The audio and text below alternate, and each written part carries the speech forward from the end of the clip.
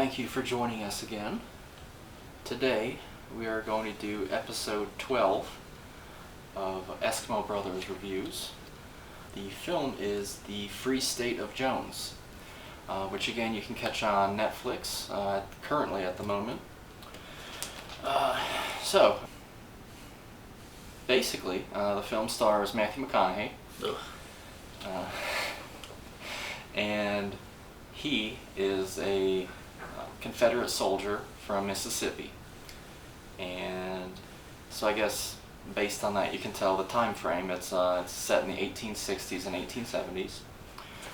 So he's a Confederate soldier from Mississippi, and this takes place during the middle of the Civil War to about 1875 is I think where the film ends at.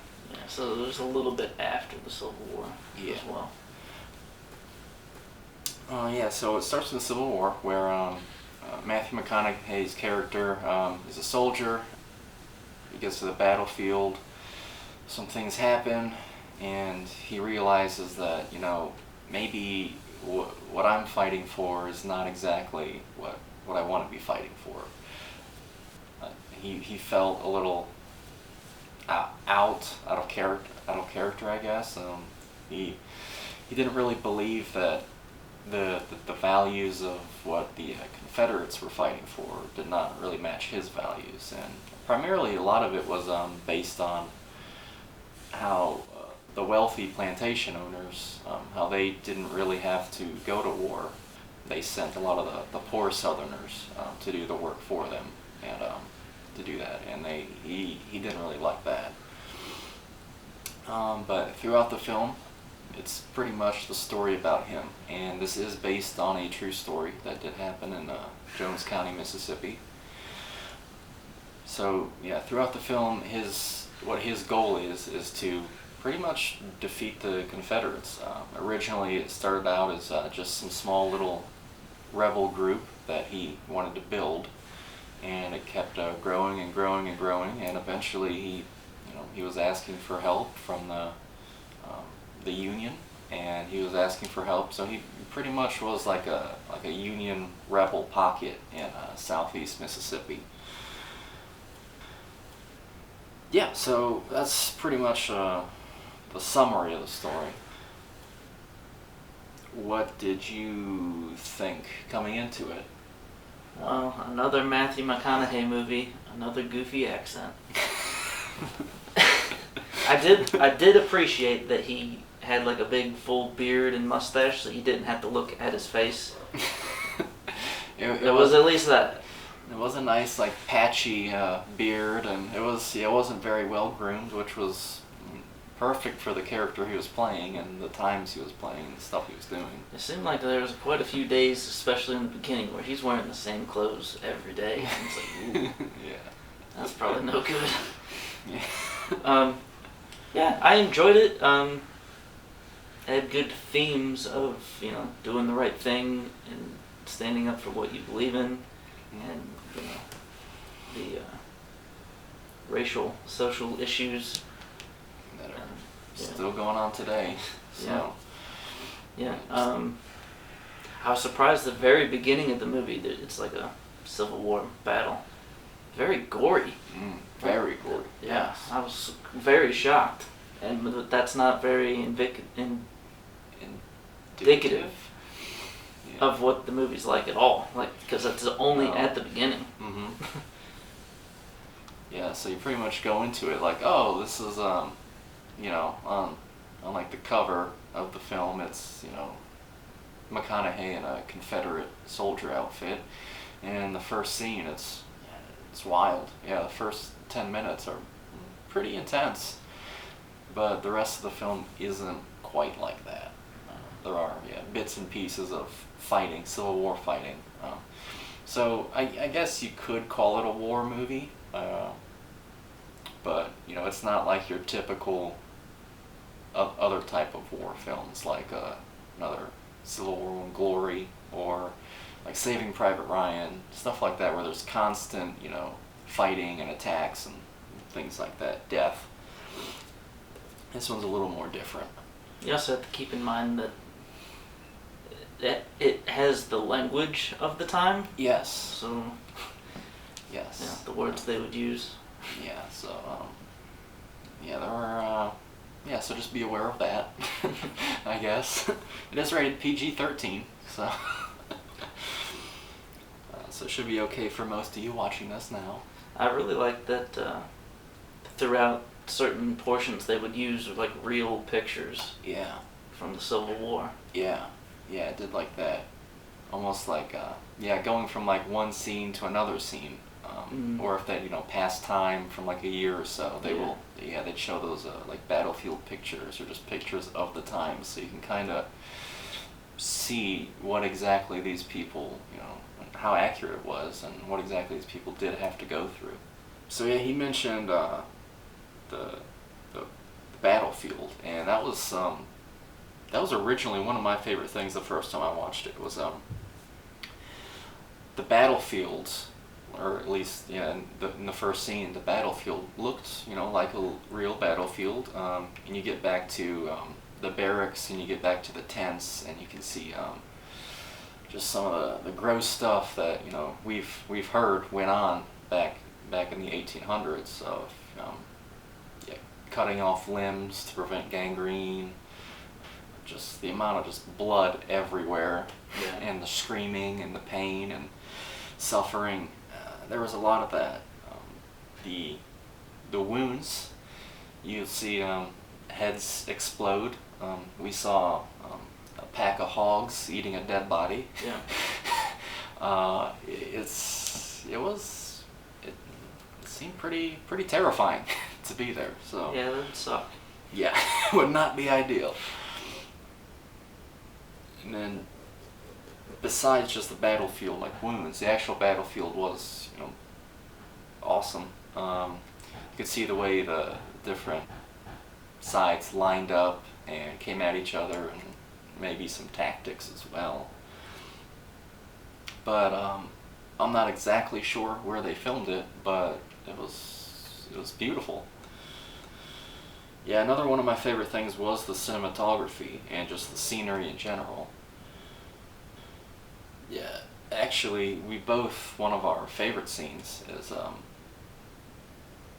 a scene where it's a pretty like fluid motion of Matthew McConaughey's character actually ending up deserting the Confederate side.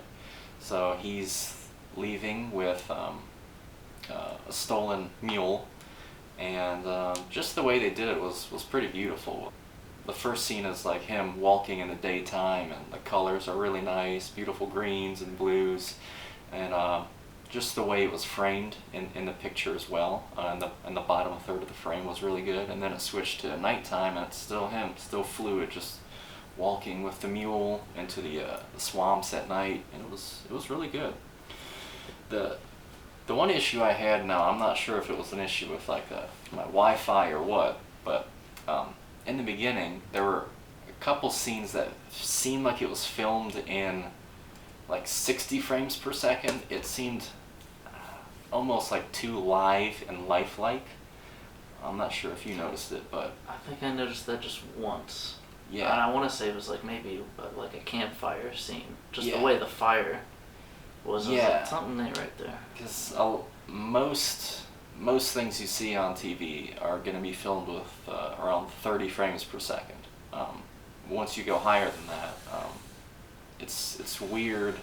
I think some TVs have it. It's called like motion tracking or something like that. But it just makes it seem more realistic. But also it just makes it look weird. Like our eyes aren't used to it. Yeah, almost. I don't know how other people feel about it, but to me it almost looks like it's going too fast. Yes. Like it's sped up. Uh-huh. But you'll hear Exactly. the audio's just fine. So it's like. Yeah, so it's a weird illusion. Yeah. Oh yeah, the Gulf Coast is one of my favorite parts of the United States. It's beautiful down there. I've been there a handful of times. And yeah, southern Mississippi, Alabama, Louisiana, it's really nice. So I do recommend, if you guys haven't traveled down there, just go take a look. Like, it's really awesome down there.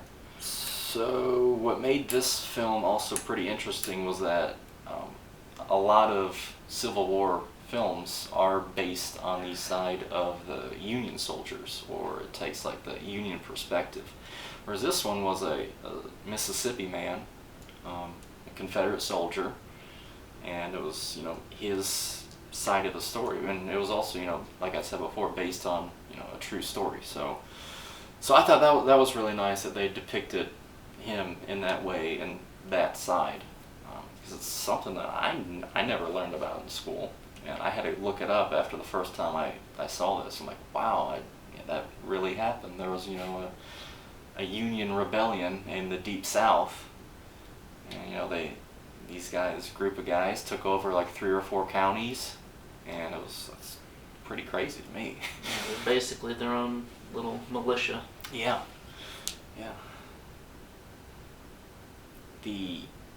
Also, there were some scenes. He does kind of have like a rival in this. It's a Confederate lieutenant whose job is to, he says, is find food and clothing for the other soldiers and capture people who are AWOL or runaways. So yeah, it's just a guy with beautiful, long, curly, blonde hair.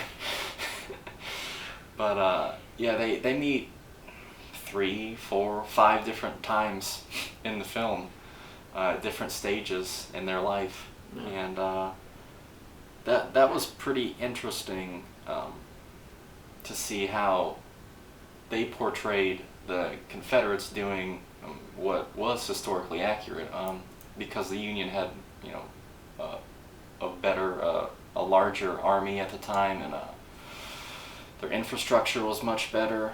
They had more railways, so they were the superior power at the time. So they could get food and ammunition, whatever they needed to their troops. Whereas the Confederates was a lot more difficult. They didn't have the people.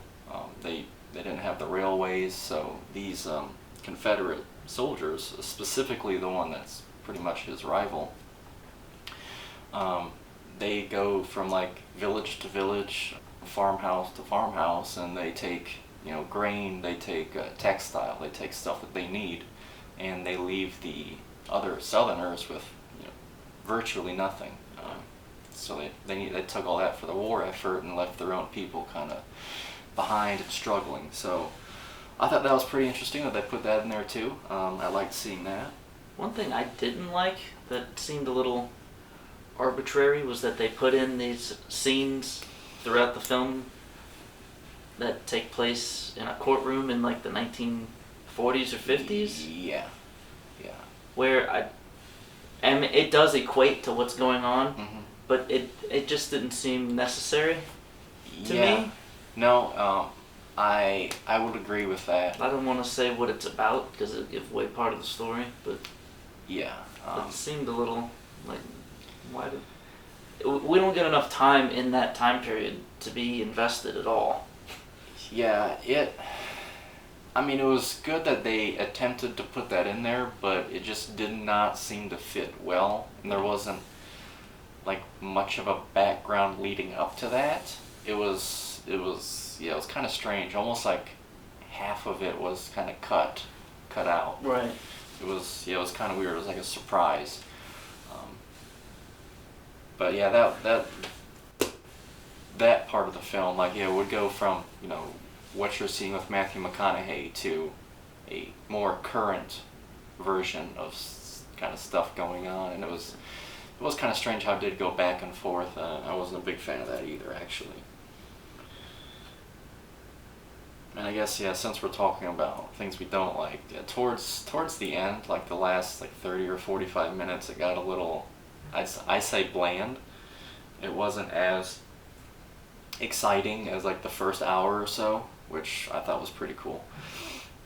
So it was kind of, story kind of dulled down, the action kind of dulled down, there was a lot more talking, but It is a long movie though, so the last 45 minutes is, sometimes that's half of a movie. It's not that much of the movie. This is over 2 hours. Yeah. But I will say there is a great balance of day scenes and night scenes. Yeah. what we've mentioned before in previous reviews, some films have issues with night scenes, but a lot of these were filmed around campfires, and so that had a lot of really good light, and those scenes around the campfires did kind of seem like you were there, and it was a bunch of people being brought together, and it was like a small little community. And that, like, originally, that's kind of how McConaughey's character kind of starts this little militia thing. Is he has a few issues, and he's helped by some slaves, and so he realizes they're sitting around the campfire one day, and they're teaching each other different things, talking about life, and he realizes, hey, we're actually not so different. Yeah, we're pretty much the same thing. We have our views about things, and they're pretty similar. And they're all being hunted. So. Yeah. So they're like, yeah, we're gonna team up and go against these Confederates. So yeah, that was really nice too. A little sense of community and like the emotion you can feel. Yeah. Overall, I think it was Here's your really reminder. good. Scoop the Listen litter to boxes this. now, you lazy bastard. Here's your reminder. Scoop the litter boxes now, you lazy bastard. That's all there is. He put it in there first to remember himself. I hope you don't edit that out. Yeah, it was a pretty good movie.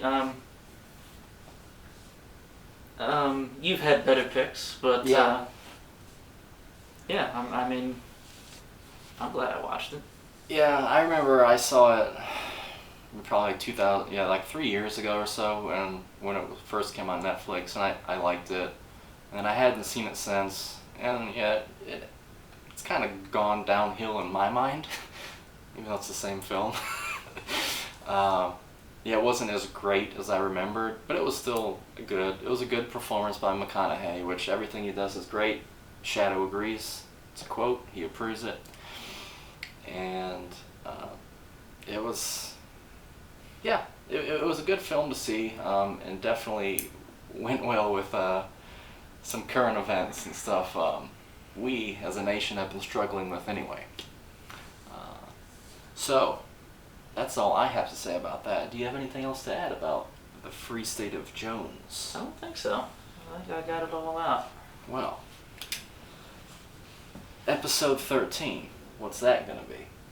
Well, 13, that's a scary number, so we gotta go with a scary movie, right? And since we were doing Netflix, I will stick with Netflix. I believe it's an independent film called 1BR. Ooh, 1BR, just a bunch of letters and numbers. What can that be about? Who knows? I guess you'll find out next time on Eskimo Brothers Reviews. Yep. See you guys. Thank you.